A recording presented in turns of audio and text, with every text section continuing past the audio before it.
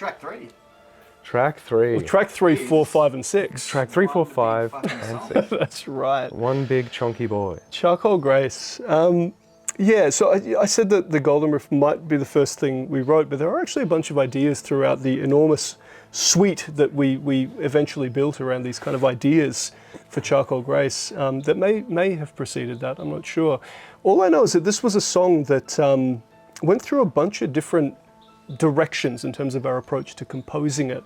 You know, there was a point we were talking about a side length song. There was a point we were talking about, especially once we got into the like deep in the writing of Prey, where it actually almost felt a bit more self-contained.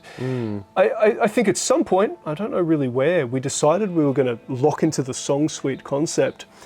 And as it always does, that idea of kind of like forcing a limitation in a creative sense, which then pushes you in an interesting direction.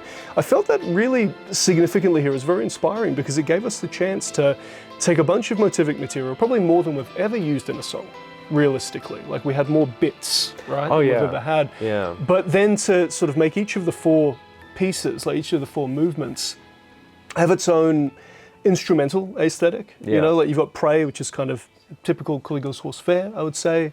You've got A World Without, which is much more kind of acoustic oriented, a bit more kind of crunchy. Obviously Vigil is just an acoustic guitar and voice for the most part. Going for the vibe of someone in a guitar, someone in a room with a guitar. Yeah, intimately just sort of performing the song. And then Give Me Hell, which is, you know, Caligula's Horse Fair, but much heavier, much denser. Dark, heavy track.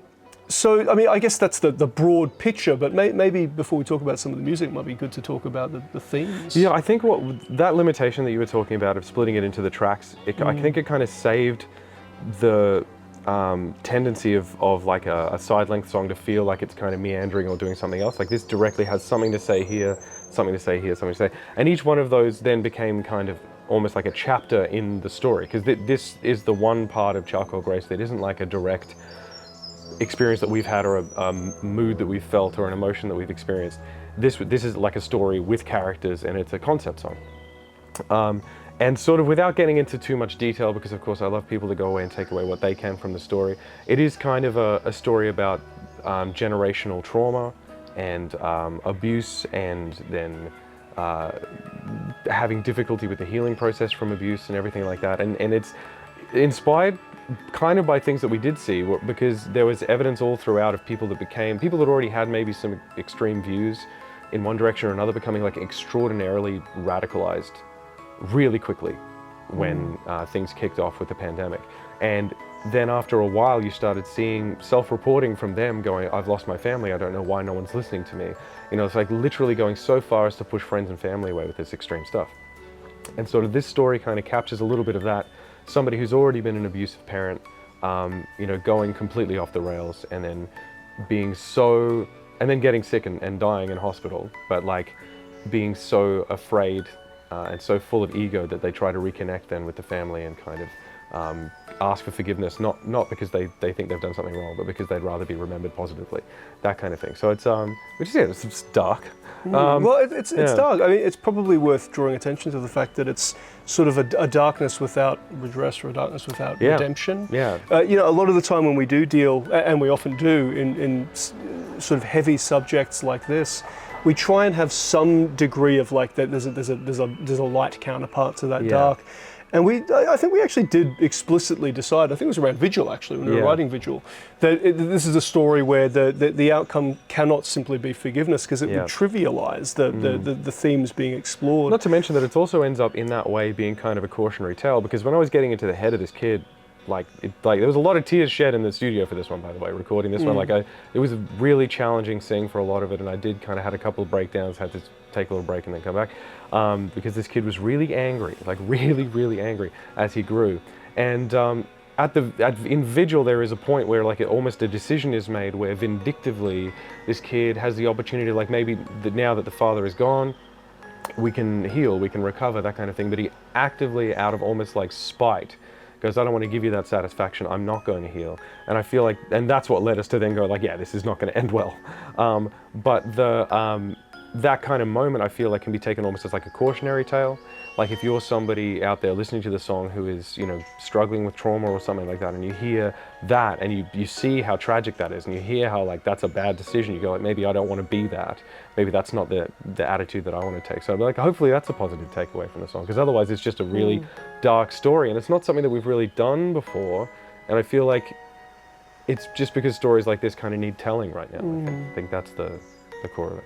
There's a kind of bigger picture element too to Charcoal Grace, like just to extrapolate that for a moment. You know, we've never explored an album. When I say Charcoal Grace there, I actually meant the album. I realize I should clarify. We've made a huge mistake. Where we really haven't dug into stuff that is so kind of consistently dark as this record. And this is one of these things that, you know, look at the context where it came from. It would seem pretty disingenuous to try and make something that fights against that in a time when clearly that's not where the world is. Or what we're feeling. Yeah, you know, exactly. It would be where our lies. feelings are. If I wrote a happy song, I would be lying, you know? So yeah, it might seem kind of unremittingly dark, and it is. But you know, this is the age, and this is something that we all had to get out of. We've sort of described this album, I think, top down as a kind of exorcism, or you know, like our ability to have a catharsis after this period. You've got to get all of this stuff out. Yeah.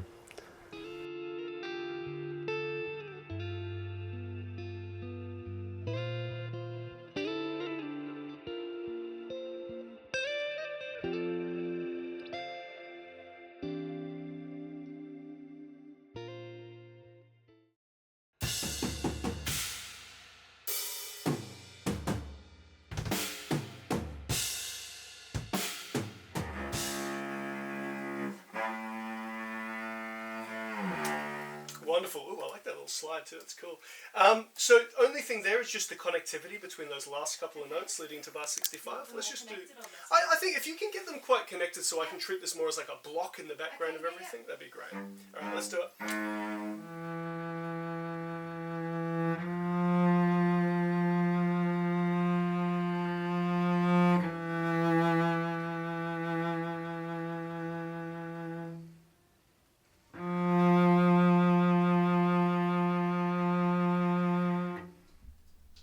Let's do one more. That dynamic was spot on. I think expressivity and stuff is great as well. Obviously, this is the first time we haven't been in the above the ledger lines region.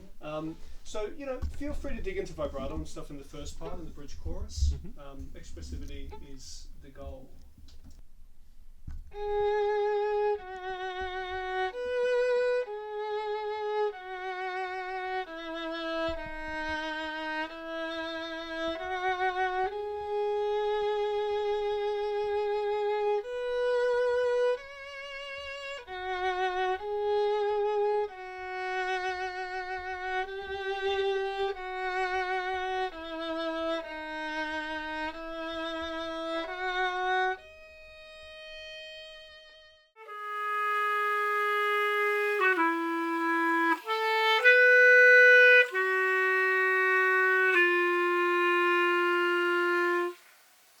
Send it to master. It doesn't need to be mixed. Crush it. It's already Just send mixed. the multi-tracks to mastering. Bird pose. Master those multi-tracks.